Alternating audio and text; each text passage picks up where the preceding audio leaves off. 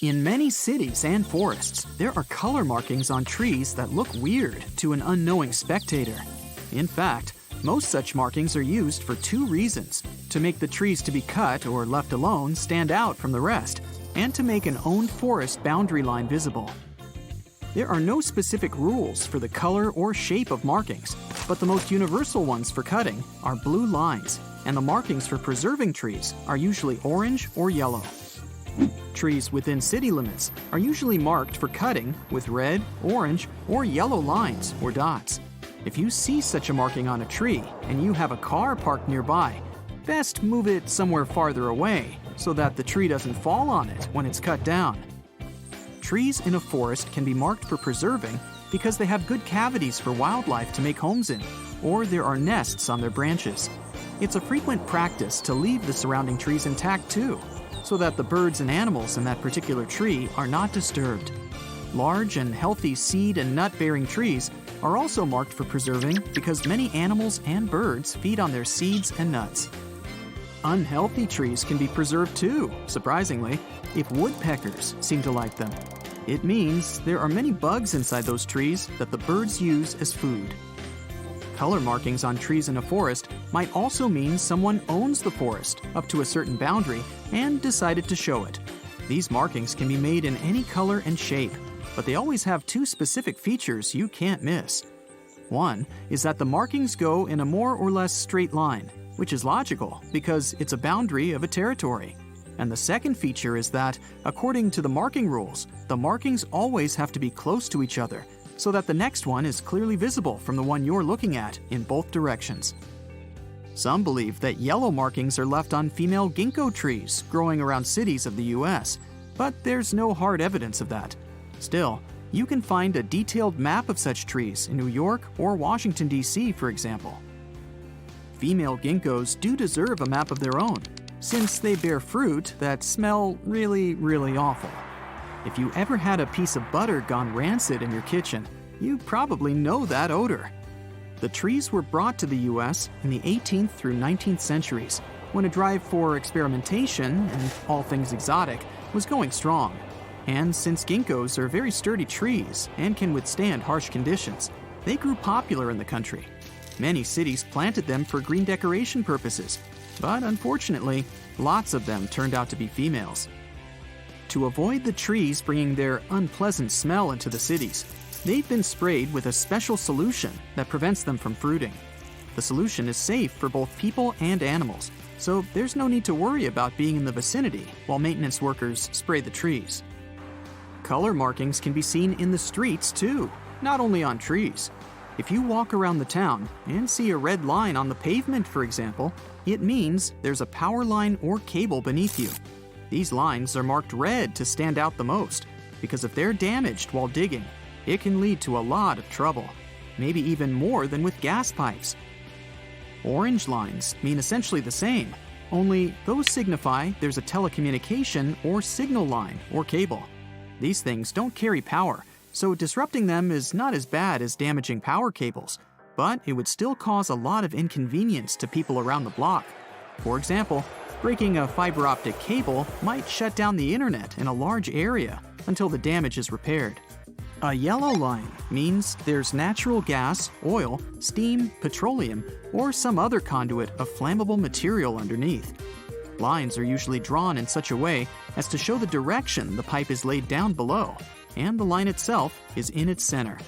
Yellow is as much a color of warning as red, which makes perfect sense. A broken gas pipe and a spark are a recipe for a huge disaster. Green lines signify there's a sewer or storm drain underground. Breaking a sewer facility can cost an excavation worker their entire career, and for a good reason. Imagine what kind of a mess it would result in. And apart from the sewer contents breaking free and creating chaos on the surface, damaging the pipeworks will almost certainly result in huge costs of repairs and lots of inconvenience for hundreds of people living close by. Since water is blue, it makes sense for city markings signifying a source of drinking water to be blue too. Damaging such a source is not as bad as breaking a petroleum pipe or a power cable, but it still is a cause of trouble for people around.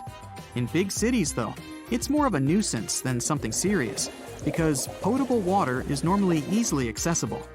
Breaking a water pipe or main brings more problems to the excavating or construction project itself. The water will flood the surroundings, making it a mess to deal with as quickly as possible. Purple markings also mean water, but not of a drinking kind.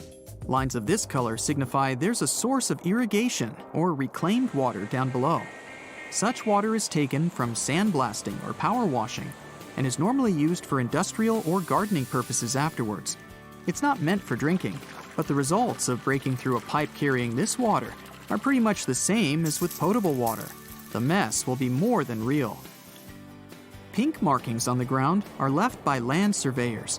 When there's a legal argument for property limits, for example, an independent surveyor will leave pink lines on the ground to mark the boundaries. These can also be left at proposed construction sites for the same reason.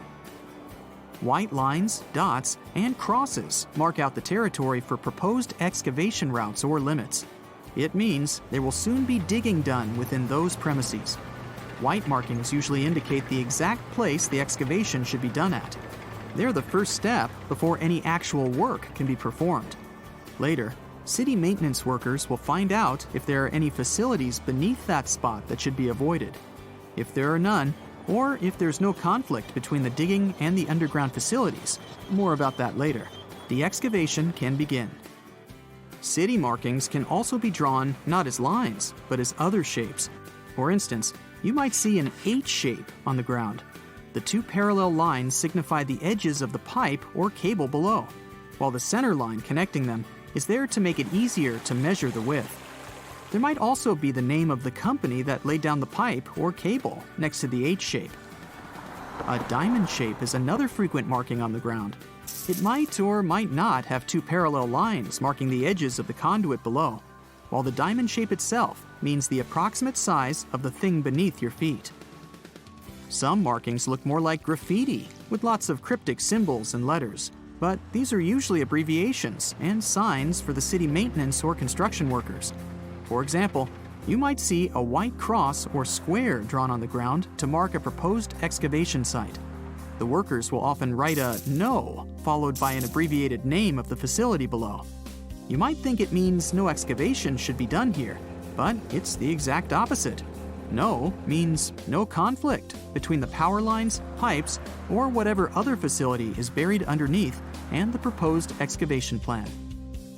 The abbreviations are also written in the color of the facility they designate. For instance, if there's no G written in yellow paint in a white square, it means the site can be excavated without fearing that a gas pipe below, hence the G, will be disturbed. And if there's a telecommunications cable underneath, the city services will often draw an orange "No" and then an abbreviated name of the company that laid down the cable. Another way to say the same thing is to draw an abbreviated facility type and cross it out. A yellow G, sometimes in a circle, means a gas pipe below, and if it's crossed out, there should be no worries about excavating in this area. No gas pipes will be damaged.